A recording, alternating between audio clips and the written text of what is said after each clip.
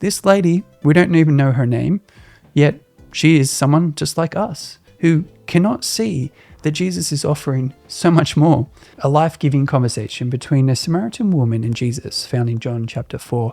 Now Jesus learned that the Pharisees had heard that he was gaining and baptizing more disciples than John. It's interesting, the Pharisees, those who are often against what Jesus is all about, have come up in the conversation again. And then this story is in the context of that. So he left Judea. He went away from those people and went back once more to Galilee. Galilee of the Gentiles, as it's known. The way that the Pharisees describe this, you think it's the worst place on earth. This is where Jesus is from. Now, he had to go through Samaria, and he comes to Sychar. And I will summarize what happened here.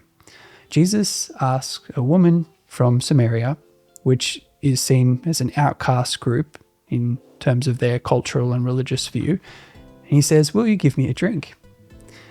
The Samaritan woman says, "You are a Jew, I'm a Samaritan woman. How can you ask me for a drink?" And then in brackets it says, "For Jews do not associate with Samaritans."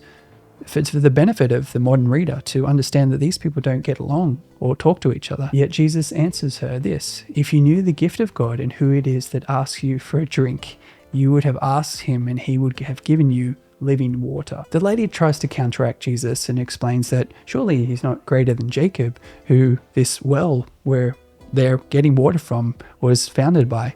And Jesus answers regarding this amazing well that this woman reveres as part of her history: "Everyone who drinks this water will be thirsty again." It's water.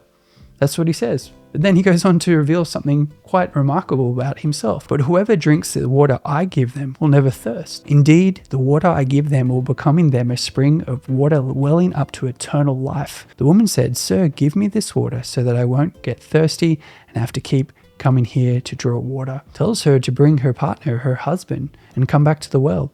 And she says, "I have no husband." Then Jesus says this to her very matter-of-factly, which I don't think is a condemnation, but a revelation of what he can see and what she didn't realize about him. "You are right when you say you have no husband. The fact is you've had 5 husbands, and the man you now have is not your husband.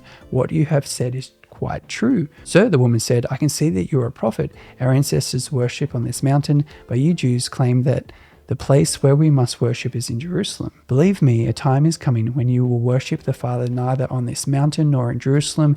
You Samaritans worship what you do not know. We worship what we do know, for salvation is from the Jews. Yet a time is coming, and now has come, when the true worshippers will worship the Father in spirit and in truth, for they are the kind of worshippers the Father seeks. God is spirit, and his worshippers must worship him in the spirit and truth." The woman said, "I know the Messiah, called Christ, is coming. When he comes, he will explain everything to us." Then Jesus declared, "I, the one who am speaking to you, am he." And I hope that I and we would see together that this is Jesus, the Messiah, the promised one, the Christ, the salvation of all humanity.